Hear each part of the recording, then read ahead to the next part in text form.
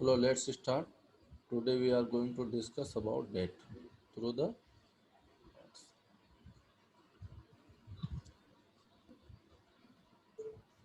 Good morning. good morning, beta.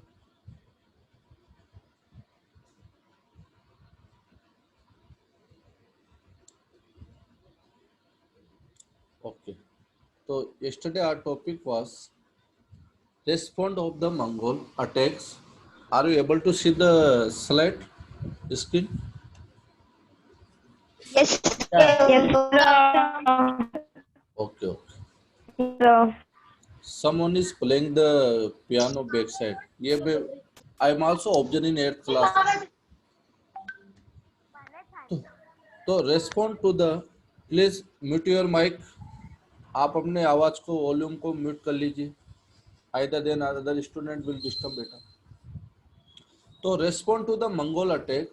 तो you know Mongol under the Genghis Khan, Genghis Khan invaded, not a invalid, invaded on the from the Transoxina is the city from the north east Iran 1219. उसने attack किया इस side से. Why he unable to attack from the eastern side due to the Himalaya. They attack on Delhi Sultanate under the region of Alauddin and Mohammed bin Tughlaq. उसने इनके time period में 1303 और इस time में attack किया. और let's see the how the both sultan deal with this. Yes, first, so this is the response और such table is also given as it in your book also. Book में भी आपके table दे रखे comparative study के लिए, वो table important है. First point हम लेते हैं Alauddin Khalji. Okay, comparative point लेंगे हम, एक अलाउद्दीन का और एक मोहम्मद बिन तुगलक. ओके, तो दिल्ली वाज अटैक ट्वाइस, दो बार अटैक हुआ दिल्ली पे इन 1299 और 1300. One period was another one 1303 to 1303 tackle this he raise the standing army. तो इसमें मोहम्मद अलाउद्दीन खिलजी ने क्या किया कि जो अटैक हुआ ना, वो आर्मी, स्टैंडिंग आर्मी उसने खड़ी की. यानी आर्मी अगर आप रख रहे हो अपने पास, खड़ी कर रहे हो, तो it means you are protecting yourself. यानी आप अटैक करने नहीं जा रहे. अगर वो अटैक करने जाए आएगा तो आप डिफेंस करोगे, ओनली अपने आप को बचाओगे. ओके, तो he raise the large standing army in protection और इन डिफेंस मैनर ओनली. जैसे आप क्रिकेट देखते हो बेटा, तो बहुत सी बार बॉल स्ट्रेट विकेट पे आ रही है तो हम डिफेंस करते हैं, उस बॉल पे शॉट मारने नहीं जाते, ओनली जस्ट प्रोटेक्ट करते हैं अपने विकेट को. तो it is just a defence. और कभी कभी बॉल हमें ऑफ स्टंप के बाहर मिल गई तो will play the shot on off side और लाइक दिस. तो दिस इज द अटैक. तो अटैकिंग शॉट और डिफेंस शॉट, आप समझ रहे हो मेरी बात? Are you getting my point ना?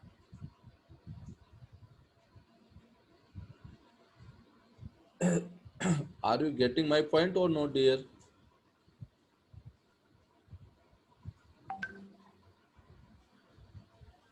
Hello. sir, your voice is not clear. Okay, Yes, okay. sir. Due to the network, this happens. अब is clear or not? तभी मैं आगे बढ़. हाँ तो क्लास एंड करो, एंड मत करो, जिसको जाना है चले जाओ. Yes, sir. Yes sir. जाना क्यों चले जाओ? Sir is there. So you have muted yourself. Yes, sir. Okay. Are you able to hear my voice?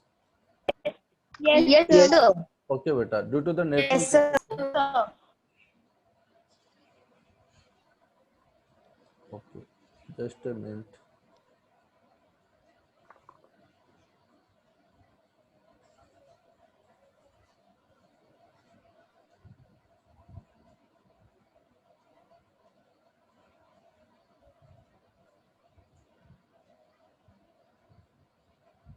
Yes. Are you able to see the screen? Yes, Yes, sir. sir. Okay. Yes, sir. So, yes sir. Yes, sir. oh, So, okay. Continue. First point. Delhi was attacked twice in 1299 to 1399 or 13022. 1303 और that was the time period also when Alauddin attack on Chittor. So this was the time period when the Genghis Khan attack on Delhi. तो how to they protect themselves? तो अलाउद्दीन खिलजी की क्या policy थी? You know he use the defence pattern. तो जो attack करने Mongols आए थे तो उसने ही raise the army, standing army, उसने आर्मी खड़ी की प्रोटेक्शन के लिए, न कि अटैक के लिए. ओके, तो he protect himself from them. अब जैसे हम क्रिकेट खेलते हैं, what is the standing army, what is the defence और अटैक, हम सिंपल सा बताता हूँ. When we play the cricket, तो बेटा कभी कभी हम जैसे सपोज एनी वन बॉल में be coming on the stump, जो बॉल स्टंप पे आ रही हो और हमें पता है कि हमारा विकेट, हम आउट हो सकते हैं. तो what will do, we play the just a shot like in defence manner. हम केवल बॉल को रोकते हैं, डिफेंस करते हैं, दैट इज द डिफेंस, यानी हम शॉट पे नहीं जा रहे. और another one is the when a ball may be come outside the stump, so we play the shot maybe in attacking pattern. तो अलाउद्दीन खिलजी ने जो आर्मी और प्रोटेक्शन किया, it is just for defence. See about the Mohammad bin Tughlaq.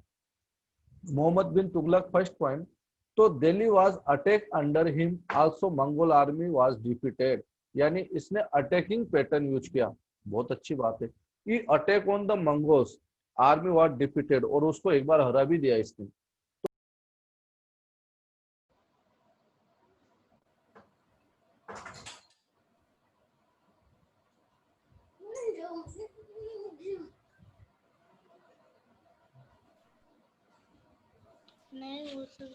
Just a minute beta, again network problem, same problem.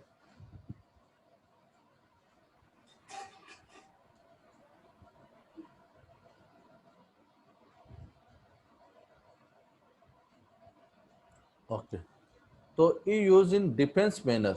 कौन? Alauddin. And Muhammad bin Tughlaq used the army in attacking manners. तो another one second point, चलो doesn't matter if you unable to got my voice, तो I will send the video also of this lecture. तो construct the new garrison town named the Siri. तो एक इसने नया construction किया, नया garrison town by the Alauddin Khilji, और that name is the Siri. Garrison town क्या होता था? जहाँ पे हम आर्मी को इनको इंस्टॉल करते थे, रखी जाती थी. जैसे यू नो एक दिल्ली में था, एक बंगाल में किया, तो that is known as the garrison town. तो Alauddin Khilji construct the garrison town in Delhi, that known by the Siri. Siri एक दिल्ली में प्लेस का नेम भी है. ओके, तो that was the planning of Alauddin. What was the planning of Muhammad bin Tughlaq? तो Mohammad bin Tughlaq no garrison towns was constructed. इसने कोई आर्मी के लिए कोई टाउन्स कंस्ट्रक्ट नहीं किया.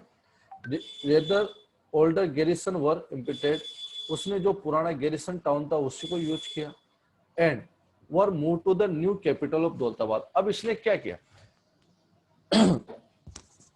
माय वॉइस इज ऑडिबल ना? सुनाई दे रहा है?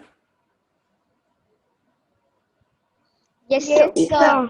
ओके, तो व्हाट ही विल डू कि इन प्लेस फिर नया टाउन बनाओ. ये बार बार मंगोल्स अटैक करते हैं. इट बेटर देन हम दिल्ली की जगह यहाँ से पूरा शिफ्ट होके कहाँ चले जाते हैं?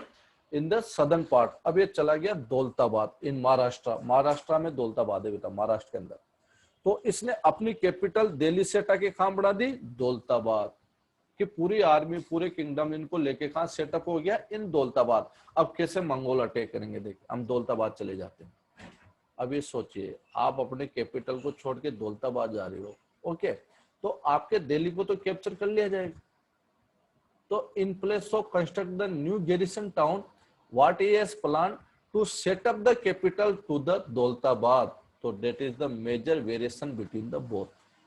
थर्ड पॉइंट, इसने क्या किया कि व्हेन स्टैंडिंग आर्मी होगी तो यू नो बेटा salary is required for army. तो हम सैलरी कहाँ से लेंगे? कि हम यू नो पेजेंट्स पे टैक्सेस लगा देते हैं. तो what Alauddin policy? Tax in the form of produce from the Ganga Yamuna Doab. Ganga Yamuna Doab जो डेल्टा एरिया ना between the Ganga and Yamuna, हमने पहले मैंने आपको एक्सप्लेन भी कर चुका हूँ. तो tax in form of produce, यानी उसने टैक्स किस में लगाया? प्रोड्यूस फॉर्म में, पैसे में नहीं लगाया. कि सपोज आपका जितना प्रोडक्शन हो रहा है तो उसका 50% प्रोडक्शन आप हमें क्या दोगे, हमें टैक्स में दोगे। और उसी फूड को ये क्या यूज करता था बेटा, इस डेट टैक्स से जो क्रॉप और फूड आता था ना, जो भी ग्रेन्स आता था, such grains he utilise for the soldiers, वो इस सप्लाई किसके लिए देता था, सोल्जर्स के लिए। तो taxes in form of produce implemented in Ganga Yamuna Doab और collected to feed soldiers, soldiers के लिए खाने की सप्लाई वही उन्हीं से करता था। और tax was fix at the 50% of peasants production, peasants के प्रोडक्शन पे 50% टैक्सेस लगा दिया, इसने अलाउद्दीन।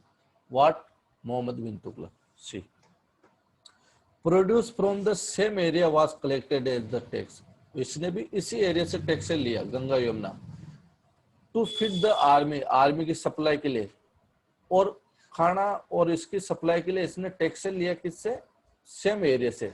बट इसने एक और मिस्टेक कर दी, impose the another additional taxes on that, तो इसने और फार्मर्स खाना भी देने 50% अपने प्रोडक्शन का, और उनपे और भी टैक्सेज आप लगा दोगे तो क्या होगा, फेमाइन हो गया, अकाल पड़ गया, फार्मर्स का एक्सप्लॉयटेशन स्टार्ट हो गया, फार्मर्स सफर करने लगे। आपको पता है वेस्ट बंगाल में इनमें आए हमेशा मोस्ट ऑफ टाइम फेमाइन होता रहता है, तो फार्मर्स पे डबल बर्डन आ गया बेटा। एक तो 50% अपना जो भी टैक्सेज है वो सप्लाई भी दो आर्मी के लिए, second as a same time taxes भी पे करो। तो he was failure in this policy, ये फेलियर हो गया कौन, मोहम्मद बिन तुगलक कंपेयर देन अलाउद्दीन खिलजी। अलाउद्दीन खिलजी ने इतना सा टैक्स लगाया कि आप अपना 50% टैक्सेज में दोगे क्रॉप का, और उसी क्रॉप को यूटिलाइज करता था सोल्जर्स के लिए, फूड सप्लाई के लिए, और सेम क्रॉप सैलरी के लिए भी यूज करता था। तो that was the pattern of Alauddin. See the next policy, salaries to the soldier were paid in the cash rather than the iqtas. अब आप कहोगे सर ये इक्ता क्या आ गया यहाँ वापस, तो इक्ता यू नो, सैलरी जो दी जाती थी ना बेटा सोल्जर्स को, आर्मी को, वो कैश में दी जाती थी रेदर देन इक्ता, इक्ता में नहीं दी जाती थी। इक्ता क्या होता था, जो हमने स्टडी किया, इक्ता यानी जैसे आप सोल्जर से जो आपको सप्लाई कर रहा है, जैसे हेडमोन ऑफ विलेज सप्लाई कर रहा हो, या गवर्नर कर रहा हो आपका, या आपका इख्तेदार कर रहा हो, तो उसको पहले लैंड देते थे और आप सोल्जर सप्लाई करोगे और इस लैंड से रेवेन्यू कलेक्ट कीजिए आप। तो इन्होंने लैंड देना बंद कर दिया, लैंड को कौन यूटिलाइज कर रहा है, फार्मर्स। तो आपको तो कैश में सैलरी मिलेगी और फार्मर्स को लैंड इन्होंने प्रोवाइड कर दी। तो उन्होंने इक्तास जो देते थे अल्ले time farmer,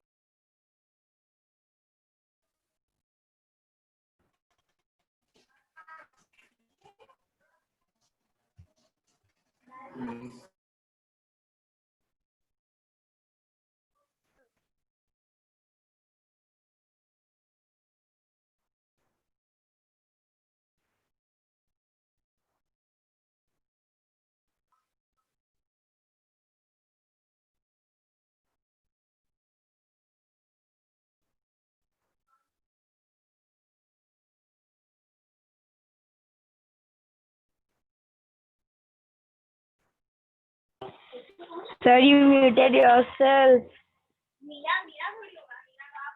okay okay continue. तो in place of the salaries to the soldier paid in the cash rather than the iqtas, iqta जो लैंड की जगह उन्होंने सैलरी कैश में देना स्टार्ट किया। The price of goods were control in the Delhi, तो उन्होंने अपनी जो मर्चेंट होते थे दे fix the prices of each and every goods, her product की प्राइस फिक्स कर दी और बोल दिया कि जो भी इस प्राइस से ज्यादा प्रोडक्ट को सेल करेगा एनीवन मर्चेंट, तो he will be punished by the rulers, उसको रूलर पनिशमेंट देगा। तो इससे क्या मार्केट में जो ब्लैक मार्केटिंग होती है, कालाबाजारी होती है, वो भी बंद हो गई। Okay, what, Mohammad bin Tughlaq. See, he also paid the salaries in the cash, इसने भी सैलरी कैश में दी, but use the token currency like today. अब जैसे आज हम टोकन करेंसी यूज करते हैं, अब आप पूछोगे sir what is the token currency. Token currency मिस होता है बेटा, जैसे एक करेंसी चलती है आपकी paper currency, okay, in place of the gold और सिल्वर। तो गोल्ड और सिल्वर की करेंसी जो पहले चलती थी ना, these are the valuable, valuable मतलब कि कोई कुछ भी नहीं कहेगा तो भी उसमें उतनी वैल्यू होती थी कि हम मार्केट में भी सेल करेंगे तो इतना पैसा मिल जाएगा। ओके, अब जैसे आज की जो करेंसी चलती है in the form of cheque, in the form of notes, money, पैसे के रूप में, तो आज उस करेंसी की अगर सपोज देर 2000 रुपीज का नोट है, तो उसकी वैल्यू 2000 तभी है जब वो गवर्नर्स के द्वारा उस पर एग्रीमेंट है कि मैं इसके इतने रुपीज के चालक को वचन देता हूँ, लाइक एग्रीमेंट देता हूँ, ओके, प्रॉमिस करता हूँ। अब ये बताइए जैसे गवर्नमेंट कल कर दे कि हमने 500 और 1000 रुपीज की करेंसी मार्केट से बाहर कर दी, तो देयर इज द वैल्यू, क्या उसकी खुद की वैल्यू है कि आप उससे कुछ खरीद सको? नहीं। तो टोकन करेंसी उसको बोला जाता है जो वैल्यूबल नहीं होती और उसके रिप्लेस में किसी करेंसी को स्टार्ट कर दे, तो ये स्टार्टेड द टोकन करेंसी। अब एक चीज तो आप यहाँ देख के बेटा, जिस करेंसी को आज हम इंडिया में स्टार्ट कर रहे हैं, बहुत से कंट्रीज, ये करेंसी का जो थॉट है ये अलाउद्दीन खिलजी को 13th सेंचुरी में आ गया था। यानी जिस करेंसी को हम आज स्टार्ट कर रहे हैं ना, वो करेंसी की planning Alauddin used in the 14th century. तो in place of the cheap metals people didn't trust on, तो उसने करेंसी को क्या किया? टोकन। तो टोकन में क्या कर दिया कि जैसे मेटल की करेंसी बना दी, कॉपर, आयरन, इनकी करेंसी। तो public can't trust on that, public उस पर ट्रस्ट नहीं कर सकती थी, क्योंकि गोल्ड और सिल्वर पे तो फिर भी ट्रस्ट करेगी। तो it was the counterfeit, a lot of people use that only to pay taxes. तो पब्लिक भी बहुत एडवांस थी, उन्होंने क्या किया कि टैक्सेस पे करने में वह जो चीप मेटल की करेंसी होती थी उसको यूज करते थे और गोल्ड और सिल्वर अपने यहाँ डिपॉजिट कर लिए। तो this was the major problem of the farmers और Mohammad bin Tughlaq. Last point, Alauddin administrative measures were quite successful, chronicles praise him. जिन्होंने भी हिस्ट्री लिखी है उन्होंने अलाउद्दीन खिलजी को बहुत ज्यादा तारीफ की है और is successfully with stood the threat of Mongol invasion. वो एक सक्सेसफुल रूलर रहा है मंगोल इन्वेजन के अटैक के टाइम।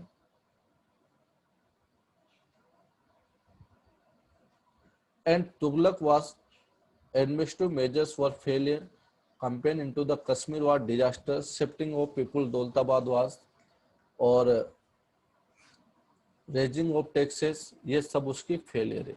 तो today we have discussed this topic. I will share the video also dear. Thanks. Send your attendance on WhatsApp.